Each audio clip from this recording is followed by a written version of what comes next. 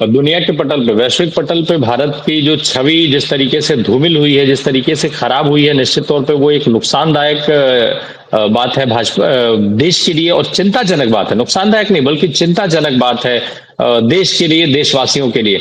लेकिन सवाल ये उठता है कि इन सबके बावजूद भी जिस बेशर्मी के साथ आज तमाम तरीके के प्रचार प्रसार किए जा रहे हैं, आज 11 साल जो सरकार के पूरे हुए हैं, और उसके बाद जिस तरीके का 1 महीने का अभियान चलाने की बात भाजपा कर रही है, मैं तो मतलब देश के लोगों को ये सोचना समझना चाहिए, इस पर चिंतन मंथन करना चाहिए कि जो देश अभी अभी जिसने एक जंग के हालात देखे हैं, और जिस तरीके से जो सवाल उठाए जा रहे हैं, उन सवालों का जवाब उस सरकार के पास नहीं है, और वो सरकार 1 महीने का लंबा कैंपेन लॉन्च कर रही है अपनी 11 साल की उपलब्धियां बताने के लिए।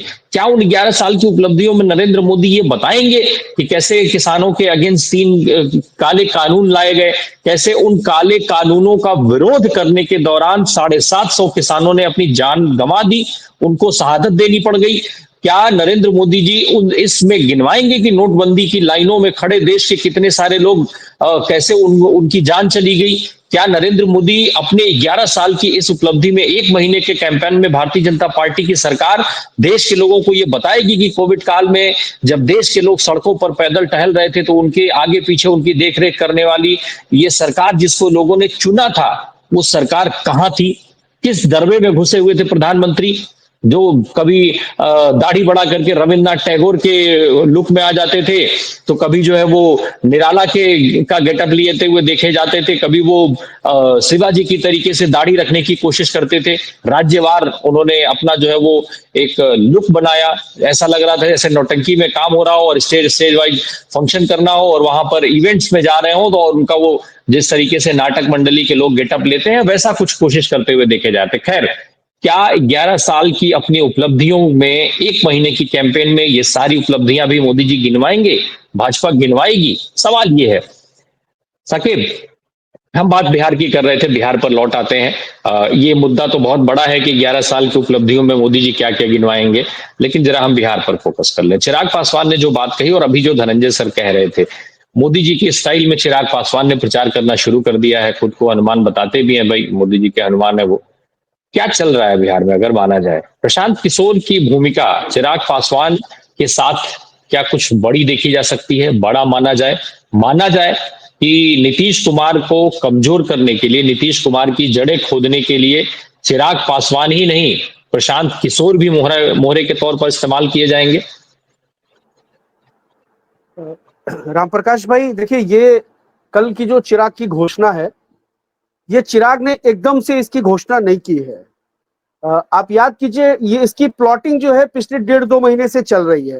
पहले जो है वो पोस्टर लगता है, कोई कार्यकर्ता पोस्टर लगा देता है कि चिराग को बिहार बुला रहा है, फिर उनके बहनोई साहब कोई पोस्ट डाल देते हैं, कोई ट्वीट कर देते हैं, फिर जो है राष्ट्रीय कार्य समिति की बैठक होती है और उसमें डेलिबरेटली चिराग पासवान गायब होते हैं।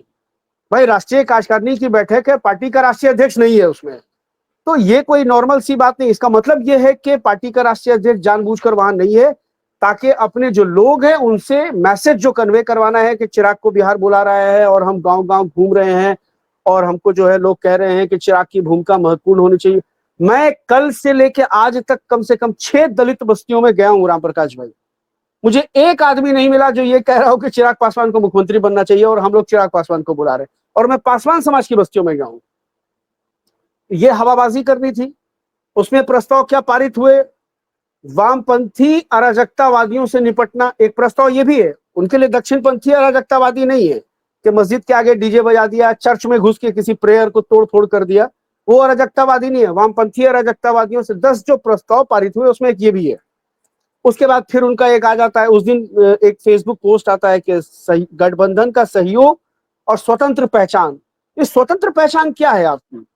भाई, आप चिराग पासवान जब से, मैं उनके पिताजी की बात नहीं कर रहा हूं, पर्टिकुलर जब से चिराग पासवान ने 2014 से सक्रिय राजनीति में हिस्सा लेना शुरू किया है, वो नरेंद्र मोदी के साथ है। उनकी कोई स्वतंत्र पहचान नहीं है। वो नरेंद्र मोदी एनडीए का एक अलाई पार्टनर है, इससे आगे उनकी कोई स्वतंत्र पहचान नहीं है।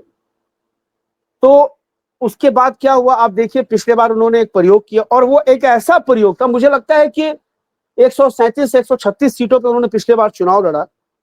एक जो मटिहानी की सीट राजकुमार सिंह जी जीते, जो बाद में जदयू में चले गए, वो धनंजय भाई भी आप मेरी बात से एग्री करेंगे कि वो राजकुमार लोजपा के सिंबल पे चुनाव नहीं जीते।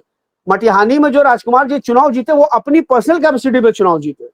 वो किसी भी पार्टी से उम्मीदवार होते वो चुनाव जीत जाते। उनका अपना एक व्यक्तिगत फील्ड है उनका उस एरिया में। बगल का जिला है बेगूसराय, बगल का विधानसभा है मटिहानी, मैं जानता हूं। तो वो लोजपा के सिंबल का कोई मैटर नहीं है। लोजपा का सिंबल पर अगर कोई जीतता होता तो ये बाकी के इनके जो है 120 सीटों पे इनकी जमानत नहीं बचती। ये इनकी स्थिति हुई है। 9 सीटों पर ऐसा है, 8 से 9 सीटों पर ये दूसरे स्थान पर रहे हैं और वो मगध शाहबाद के इलाके हैं। रामगढ़ में, कुर्था में, ओबरा में, यहां इन्होंने 50,000 प्लस वोट पाए हैं। और जो बसपा से जमा खान जीते थे 97,400 कुछ वोट लाया था उन्होंने, 1 लाख के लगभग वो वोट लाए थे, जो अभी फिर वो भी जदयू में आ गए, अल्पसंख्यक कल्याण मंत्री बने हुए हैं। वो बसपा का प्रभाव क्षेत्र है, वो चिराग पासवान का प्रभाव क्षेत्र नहीं है। उसके बाद कल इन्होंने नव संकल्प महासभा किया। नव संकल्प महासभा करने से पहले इन्होंने क्या भूमिका बांधी? स्वास्थ्य में हम बदलाव करेंगे, शिक्षा में हम बदलाव करेंगे। तो मतलब आप जिस सरकार के साथ गठबंधन में पिछले 20 सालों से है वो बदलाव नहीं कर रही है। इसका मतलब तो आप अपनी सरकार को कटहरे में खड़ा करें ना। ये सारी चीजें प्लॉटेड है, स्क्रिप्टेड है ये तमाम चीजें। और दूसरी बात ये जो धनंजय भाई कह रहे थे, चिराग को नीतीश के पैरेलल खड़ा करना है। नीतीश जी को सीएम कैंडिडेट डिक्लेयर नहीं करना है। चिराग को सीएम फेस के तौर पर भाजपा पीछे से प्रोजेक्ट करेगी। और इस तरह से आप देखिएगा, मैं दावे के साथ कह रहा हूं, अगर ऐसा होता है कि इनके 243 सीटों पर इनके चुनाव लड़ते हैं, कम से कम 50 उम्मीदवार ऐसे होंगे चिराग पासवान की पार्टी से चुनाव लड़ने वाले जो भाजपा के नेता होंगे। मैं आपको बताऊंगा, मैं जमीन पर रहूंगा, धनंजय भाई भी रहेंगे, मैं बताऊंगा आपको। पिछले बार भी इन्होंने लड़वाए, भाजपा के सीनियर लीडरों को इन्होंने लोजपा के सिंबल पे चुनाव लड़वाए। रामेश्वर चौरसिया सीनियर लीडर हैं भाजपा के, धनंजय भाई बताएंगे आपको, वो इनकी सीट पे चुनाव लड़े। भाजपा ने उम्मीदवार भी दिए इनको। इस बार भी यही होगा। हाँ, अलबत्ता ये हो सकता है कि इस बार ये अकेले ना लड़े, क्योंकि इनके पास संसाधन उतना है नहीं। प्रशांत किशोर के पास संसाधन है, तो संसाधन प्रशांत किशोर का होगा। फेस, चूंकि देखिए प्रशांत किशोर की बहुत किरकिरी हो चुकी है। एक तो वो खुद उन्होंने प्रशांत किशोर नाम रखा, उन्होंने अपना जो है प्रशांत किशोर पांडे, कभी भी वो कोशिश किया कि वो जनता के बीच में ना जाए। अब उसके बाद उन्होंने जो राष्ट्रीय अध्यक्ष बनाया है उदय सिंह को, पप्पू जी को, वो भी राजपूत समाज से आते हैं। तो पिछड़े अति पिछड़ों का वोट उधर नहीं जाएगा, लेकिन चिराग के फेस पर थोड़ा बहुत शिफ्टिंग उधर हो सकती है, जो फ्लोटिंग वोटर है। एक ऐसा, अभी आप देखिए शिवदीप लांडे ने भी पार्टी बनाई बिहार में, हिंद सेना करके। उधर आपको आईपी गुप्ता ने पार्टी बनाई, इंडियन इनकलाब पार्टी, तांती तत्वा पान समाज के नेता हैं। इनमें से किसी पार्टी का प्रवक्ता नेशनल टीवी के डिबेट पे नहीं बैठ रहा है, लेकिन जन स्वराज का प्रवक्ता नेशनल टीवी के डिबेट पे बैठ रहा है। तैयारी यह है कि जन स्वराज के प्रवक्ता को नेशनल टीवी के डिबेट पे बिठा के जनता का माइंडसेट तैयार करना है कि जन Swaraj is a big partner. बराबर है जदयू के, बराबर है राजद के, बराबर है कांग्रेस के, बराबर है भाजपा के, जन स्वराज भी एक पार्टनर है। तो आपको उधर भी देखना है। जनता को लगेगा अच्छा ये एक फाइट में है, मतलब रेस वाली पार्टी। अभी जैसे इंडियन इनकलाब पार्टी है, वो रेस वाली पार्टी नहीं है, लोग ध्यान भी नहीं दे रहे हैं। शिवदीप लांडे की पार्टी है, उसको लोग रेस की पार्टी नहीं मान रहे, और 200 वोट 400 वोट आ जाएंगे। लेकिन प्रशांत किशोर को एस्टैब्लिश इस तरह से करना है कि वो रेस में है, और उसके साथ जो है आने वाले देखिएगा 2-3 महीनों में अलायंस हो जाएगा। आरसीपी सिंह हो जाएंगे पिछड़ों के नेता, चिराग दलितों के नेता, और प्रशांत किशोर सवर्णों के नेता। और इनका ये आप देखेंगे कि पोस्ट पोल अलायंस की भी एक स्ट्रेटेजी होगी कि बीजेपी इस बार हर हालत, देखिए बीजेपी नीतीश कुमार के सहयोग से सरकार बना के नीतीश कुमार को सीएम की कुर्सी से नहीं हटा सकती है। ये आपको मैं बता रहा हूं, ये पूरी जिम्मेदारी से बता रहा हूं, धनंजय भाई भी एक्सेप्ट करेंगे। क्योंकि वहां पर क्या होगा राम प्रकाश भाई, कि जैसे ही ये नीतीश के विधायक दल के समर्थन से सरकार बनाएंगे और नीतीश को सीएम नहीं बनाएंगे, तो नीतीश के लिए महागठबंधन में भी इसको बचा हुआ है, वो तुरंत वहां स्विच कर जाएंगे। इनकी कोशिश ये है कि भाजपा, मांझी, चिराग, प्रशांत, इनकी इतनी सीटें आ जाएं कि माइनस नीतीश, इनका बहुमत का आंकड़ा 123 प्लस हो जाए।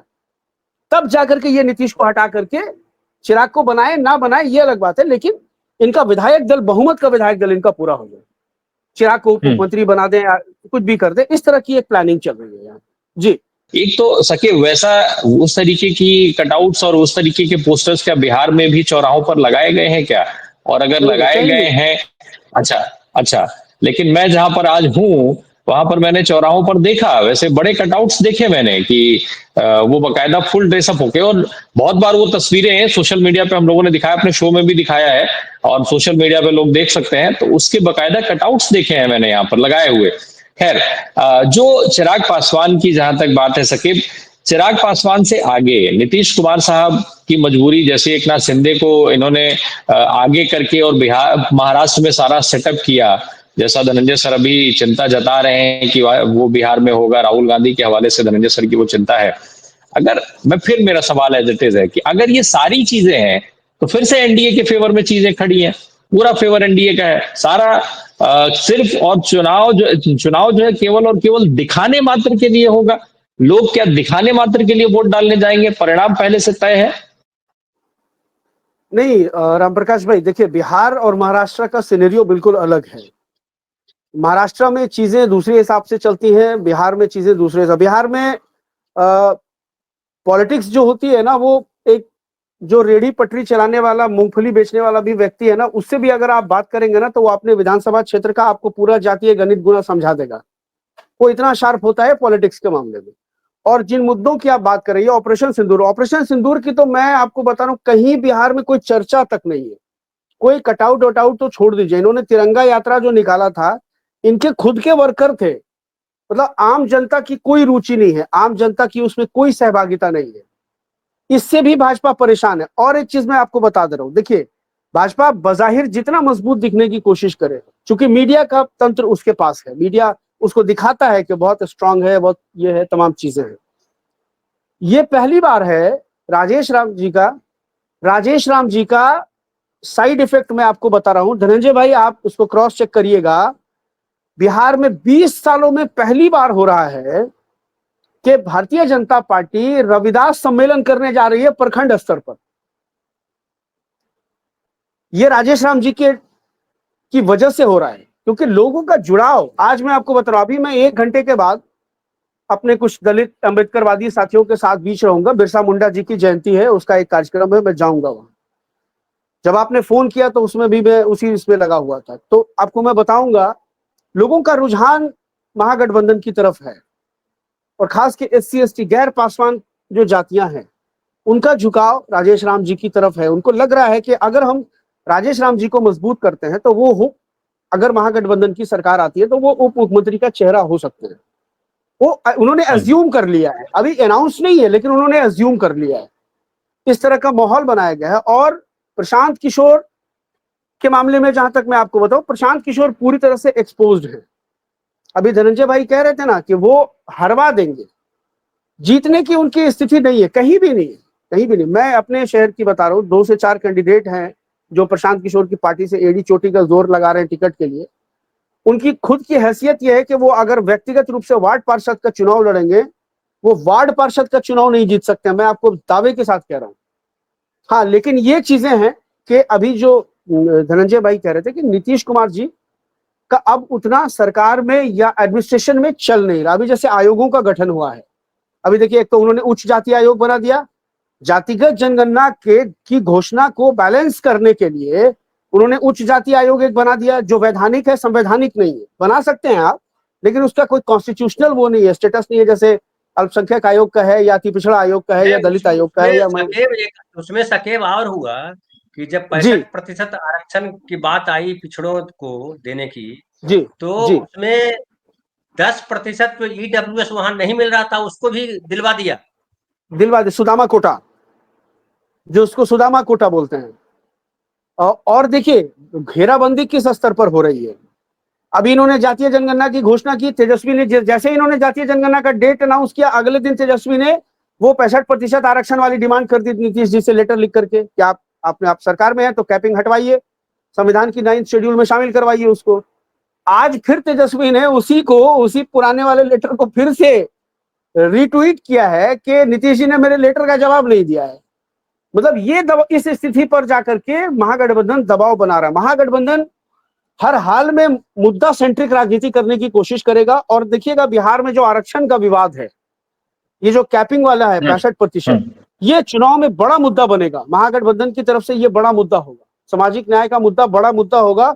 और वो उस स्तर पर ले जाकर के उसकी फील्डिंग करेंगे महागठबंधन के लोग कि इनका जो अंध राष्ट्रवाद और उग्र हिंदुत्व का जो मुद्दा है उसको वो भोथरा कर देंगे।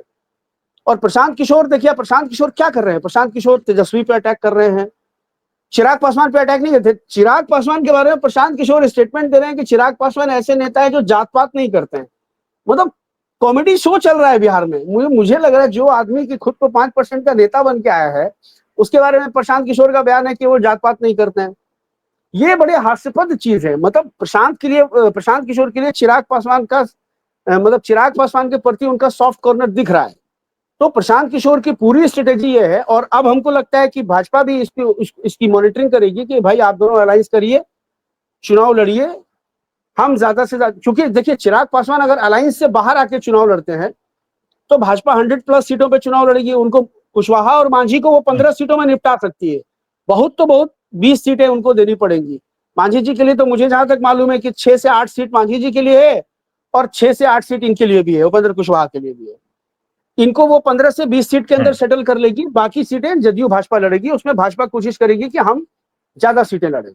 और जदयू की और एक चीज और मैं बता दे रहा हूं आपको, बिहार में जो राजनीतिक सिनेरियो है वो किस वक्त बदल जाएगा अभी देखेंगे आप। विजेंद्र यादव जो नीतीश की कैबिनेट में ऊर्जा मंत्री हैं, विजेंद्र यादव जी, और बड़े सम्मानित नेता हैं, बहुत शालीन सभ्य नेता माने जाते हैं, समाजवादी पृष्ठभूमि से आते हैं और उनके बारे में ये माना जाता है कि वो जदयू में रहते हुए प्रो राजद हैं।